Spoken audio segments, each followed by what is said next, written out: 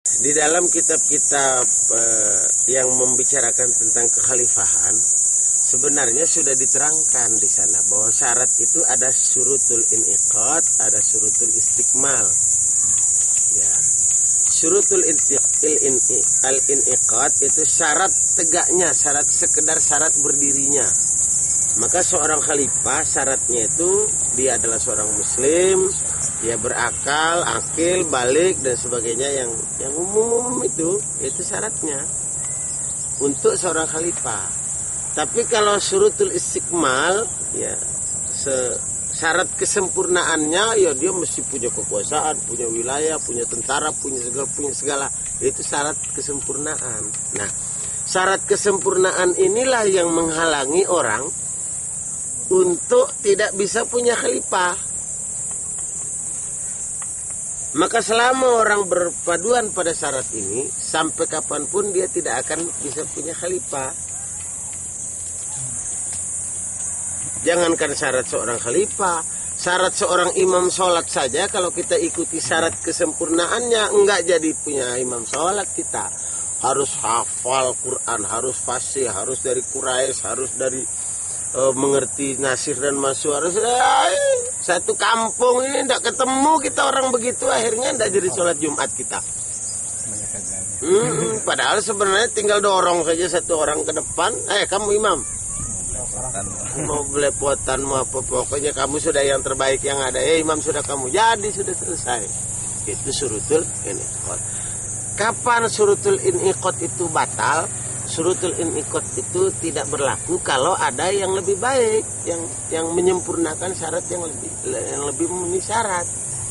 Nah, tapi itu pun kalau dalam waktu lebih dari 3 hari orang yang sesuai syarat itu tidak mampu untuk diangkat, maka siapapun yang diangkat sebagai khalifah dalam waktu lebih setelah 3 hari itu adalah sah. Mahmakana adadul mubayyin, berapapun jumlah orang yang membaiatnya, itu dalam kitab Nizamul Hukmi itu begitu. Ya. Jadi dengan meninggalkan siapapun yang dikehendaki yang memenuhi syarat itu nggak usah dipeduli. Kalau sudah lebih dari 3 hari tidak ada seorang khalifah pun yang dibaiat, maka siapapun yang dibaiat di kampung pelosok kampung manapun, berapapun orang yang membaiatnya sah kekhalifahannya dan semua kaum muslimin wajib taat kepadanya. Itu dalam kitab mereka. Maka ketika ada seorang Hizbut Tahrir dari Tunis berdiskusi sama saya di Facebook ya, dia bilang, bagaimana kamu kok berani-beraninya ya, Khilafatul Muslimin ini memaklumatkan kekhalifahan, menunjuk seorang khalifah. Padahal baru berapa tahun saja kami Hizbut Tahrir ini katanya sudah 60 tahun lebih katanya. Ya, sudah lebih dari 60 tahun dia bilang kami belum seorang pun yang kami tunjuk sebagai khalifah.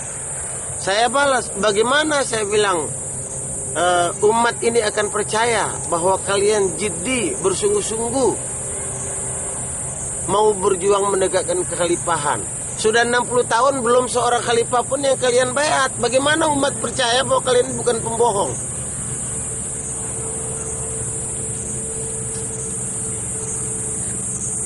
Bagaimana cara kami meyakinkan kepada umat ini bahwa kalian bukan penipu, bukan pembohong, bukan main-main saja memperjuangkan khilafah ini? Sudah 60 tahun belum seorang khalifah pun yang kalian baiat, sementara 3 hari saja sudah harus segera. Tapi kan katanya ada syarat-syaratnya lah. Syarat-syaratnya itulah yang dia terpaku di dalamnya. Ya, malah dia marah-marah. Ya. Jadi sebenarnya Khilafatul Muslimin pun sebenarnya tidak menafikan syarat-syarat itu kan? Iya iyalah. Syarat-syarat itu kita tidak nafikan, memang untuk kesempurnaan itu syaratnya. Tapi untuk mencapai kesempurnaan itu, sekarang coba kita runtun. Ini ada lingkaran setan ya. tidak sah seorang khalifah kecuali dia punya tentara, punya wilayah. Maka kalau belum punya tentara, tidak punya wilayah, tidak punya kekuasaan, maka tidak benar baiat, tidak boleh. Tidak boleh kita mengangkat baiat kepadanya, ya. Maka khalifah ini yang tidak punya wilayah, tidak punya kekuasaan ini kan tidak sah baiat kepadanya. Lah terus dia dapat kekuasaan dari mana?